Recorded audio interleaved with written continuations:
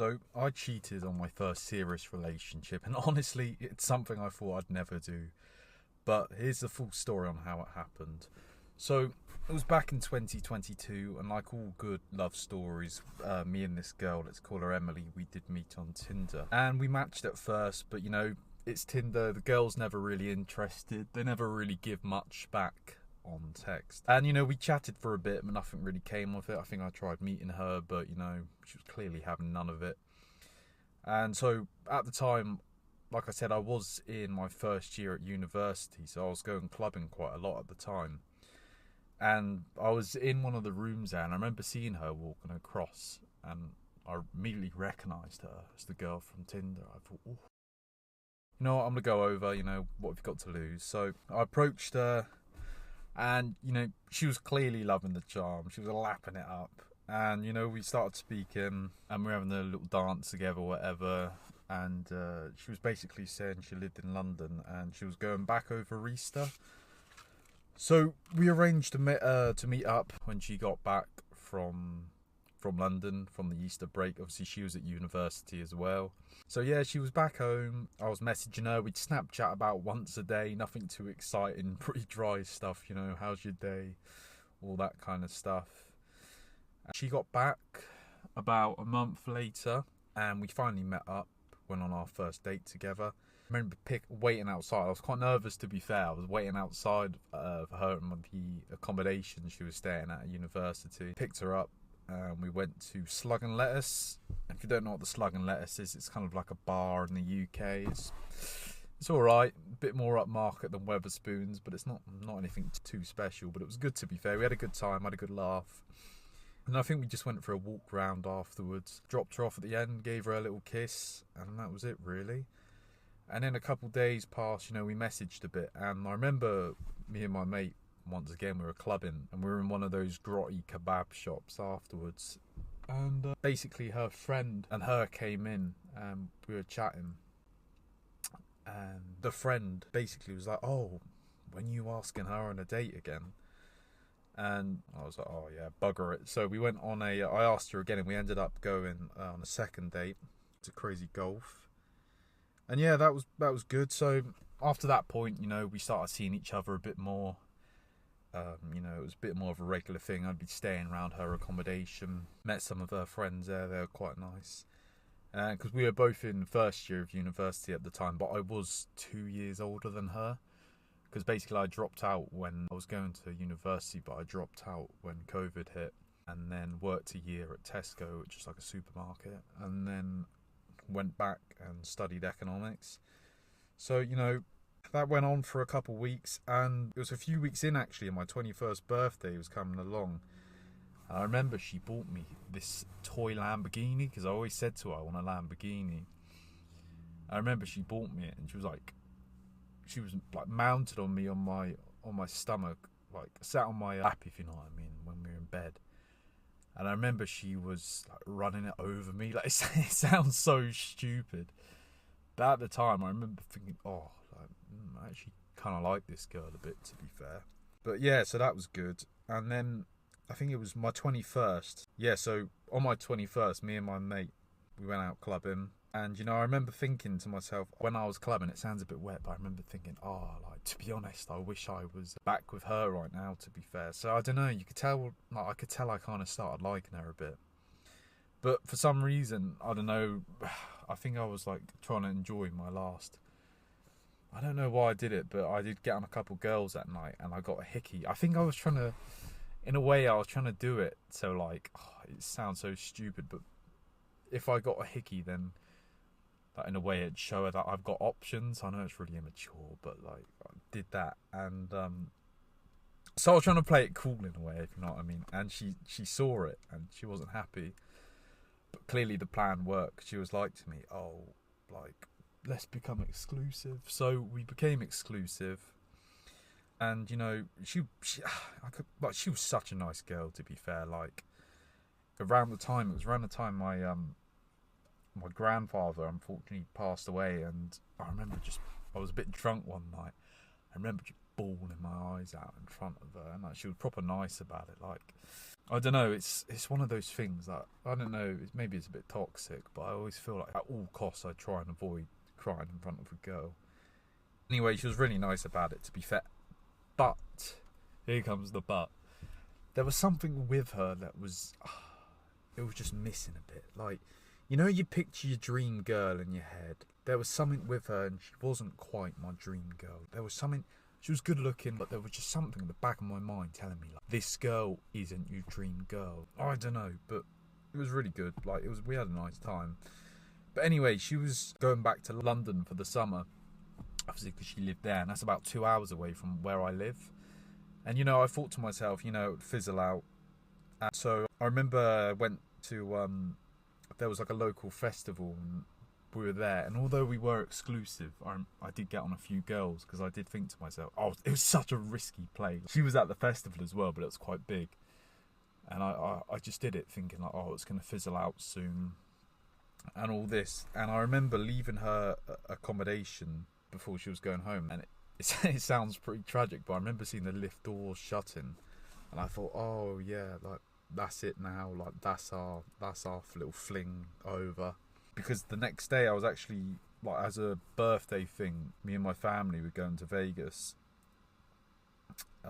like going over Vegas, LA, little trip, and I was out there, and like, oh, it was in one of the Vegas pool parties. If you're from England, you know what I mean, but American girls, oh, they're something else. Like, they are honestly something else. And like, I got tempted there at a pool party and had a little kiss with an American girl. So obviously I wasn't really too, well, basically what I'm trying to say is I thought it was ending with me and that girl. But so summer I did hook up with a couple girls, nothing too exciting, nothing serious, just like kissing in clubs, nothing actually long term. And then she arranged to come back for like a few nights from London. So I saw her, and we went to like this secluded beach, and I could tell she quite liked me, and I didn't know how I felt, to be honest. I had like mixed feelings, and I was going to end it that summer, but I just felt so bad, because I know she was going on holiday, and like quite a long holiday over the summer. I didn't want to ruin it, so I just thought I'll end it when she's back. And there's a big theme of delay in this story.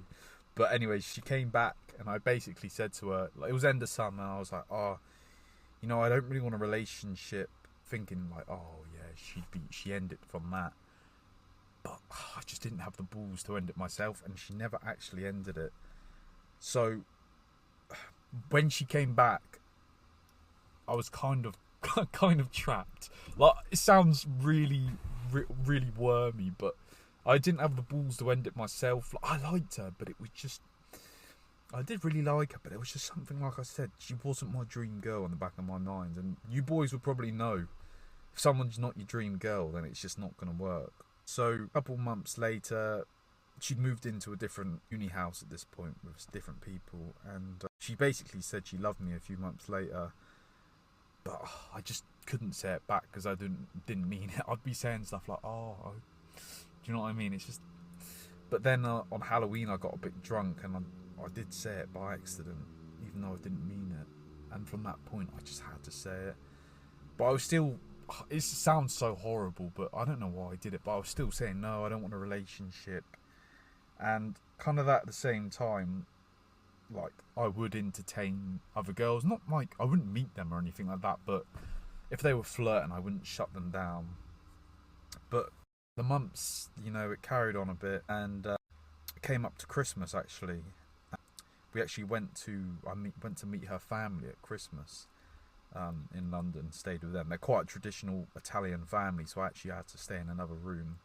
We went to Winter Wonderland, which is like a big thing to do in London at Christmas time. It's like a Christmas market fair kind of thing. At this point, I pretty much held up the white flag and surrendered. I mean, I was pretty much in a relationship that at this point. She was like, yeah, we're in a relationship. And you know, I hadn't really got on anyone since the end of summer, since she came back. And I pretty much accepted this was serious now. But throughout this, she had a flatmate, and I tell you now, she was something else. And it's horrible, but it just shows this wasn't for me, because I'd be in bed and I could hear this flatmate with like her boyfriend, and I just thought to myself like, I wish I was with her and there. And it was just, and she also had like a really good looking cousin as well. And it sounds so weird, but I'd think of these other girls, and it's so wrong. Like, it just, like, alarm bells were ringing in my head. I knew what I was doing. Like, I knew I'd be attracted to these other girls, and it's just, I know I shouldn't have been. And basically our relationship continued for months, and she was really nice. Like, for my birthday, she got me nice stuff. She was so thoughtful. She did nice stuff on Valentine's Day and stuff like that, and she was such a nice girl, to be fair. But in this relationship, the thing is, I started getting fat. I just got lazy. Like, I'd go around her house, drive round, pick up sweets on the way, and I just kind of gave up. But after a while, she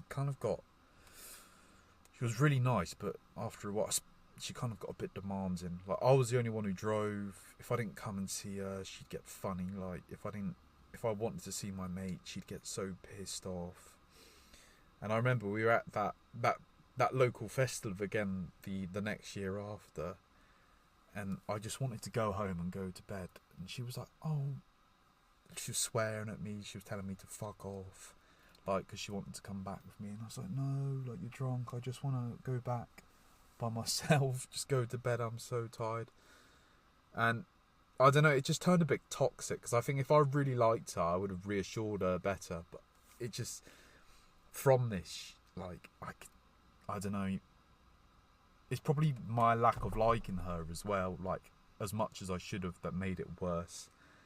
And I think, looking back at it, I think I did love her, but as a friend, and that's why I think I stayed in there, because I honestly did love her as a friend. Like, we got on really well, but it just wasn't, I don't know, just not to that level. But she was really into it, so bless her. But it was nice. But the escape. So I was coming up to the end of my second year of uni, and I needed a placement. And my dad, actually, I remember he sent me a text saying he managed to get me a 3-month placement in a bank in Indonesia. So I thought, right, this is my way out without sounding horrible. So we had a few months. I told her what was happening. I didn't say I was going to break up, but I told her. She knew I was going. And about a year after seeing each other, she finally met my parents, because I was so reluctant. And we planned a trip to Paris just before I went away. So it came up to about, I think I left early July, so end of June. Stayed in London with her parents, met that cousin, the good-looking cousin, and we went to this trip to Paris. We took the Eurotunnel. We actually had a really good time on that trip. It was really good. And I got back to London, obviously said goodbye to her at the ticket barrier, and I remember seeing her sad on the other side of the barrier, and I thought, like, this is actually so weird, because I knew getting on that train, I remember thinking on that train, that's probably the end of us. Because obviously I did have it in my mind that I was gonna break up with her. So the day came when I moved to Indonesia, packed my bags, flew out there, and honestly I was quite lonely at first, and I did miss her a bit at first, I must admit. It was really lonely at first. Not many people. It was quite a remote part of Indonesia, Surabaya, and there's not many Western people there at all. It's not like one of the big tourist spots, so you kind of look like you're an alien there. People look at you like you're a bit of an alien, but it was a good time. But I was a bit lonely at first, being there by myself, and so I did miss her at first, and we would speak quite a bit. But she started getting a bit needy and she'd want to call me every night when I was feeling really tired after work, and she'd expect me to contact her a lot, and it just pushed me back a bit. And then I remember one night she sent me these images of like our AI kids and what they would look like, and I was just thinking, what is going on? Like, this is just bonkers. And it got to the point where I did download Tinder out there just to have a look, because honestly, if you're Western and you go to some of these places, these people look at you like you're a god. Like, it's not even sounding big-headed, but the girls really like you over there. And I thought, I'll just have a look, because I was lonely out there as well. Because I did want friends as well, because it was a lonely time. I was one of the only Western guys I saw out there. And I downloaded Tinder, and I met this girl on there, and I was flirting with the idea of meeting with her. And one of the guys from the bank I was working at was like, "Oh, do you want to come out with us tonight?" And it sounds rude, but I really just I couldn't be bothered to go out with them. So instead I thought, I'll just go out with this girl as an excuse. And that's the way it worked out. So I went on this date with this girl, and also had in the back of my mind, I'm going to end it anyway, so I might as well enjoy myself while I'm out here. So I was out there, and I did meet numerous women out there from Tinder. Nothing too exciting, no big hookups or anything, but just went on a couple of dates. And I started getting to the point where I'd start picking arguments just to make it easier for her not to like me as much, if that makes sense. I didn't do anything really big in terms of cheating, except from going, I know that does count for cheating, but until I went to one of the guys from the bank, he convinced me finally after a couple of months to go to one of the massage parlours, and that was an experience. And I felt really scummy, but I hid my location. And at this time, I'd been on a couple dates, and I actually started liking one of the girls on the dates. And I also had a bit of a crush on the girl from reception. So, it's not brilliant. You shouldn't really be feeling that if you have a girlfriend. But near the end of the trip, I went to Bali, and I met this girl there. She was a really nice girl. We met on Tinder. She said she'd show me around, only as a friend. So we went and watched the sunset on this beach. And it just felt like a completely different life. Like, away from the UK, like, it was so weird, like, sitting there, laying with this girl I only just met. It was honestly like a movie, like, it sounds cringe. I remember laying there on these beanbags watching the sunset, and even though she'd been, like, saying, "Oh, yeah, we won't, I'm just showing you around, that's it," she was like, "Should we watch a film back at your hotel?" So she stayed with me in the hotel for the rest of my trip. We went around Bali together. There was obviously a romantic relationship involved there as well. I remember lying by the pool, just thinking to myself, "Oh, what are you going to do, Lewis? You're going to have to go home and face reality in terms of this girl." And the UK is such a grotty place as well. Like, just the thought of going home was, unbearable. But I left Bali. That was sad leaving that girl, to be fair. We had a really great time. And got back to the other island where I was staying originally. Got back to the apartment. Had one last massage.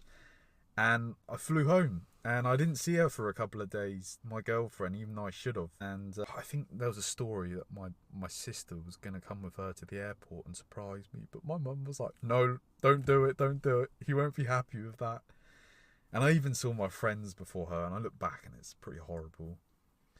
But basically, I pulled up at her house, and I remember seeing her at the door. And, something just felt off. And we went for dinner. And like I said, I just thought, I'm stuck. I'm stuck back at this, what I'm going to do.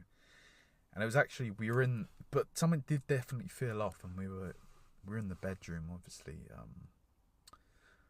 making love, and she just burst out in tears, and she could tell I just wasn't feeling it, and I felt horrible. She said, "Had you lost feelings?" And I was like, "Yeah, I'm sorry."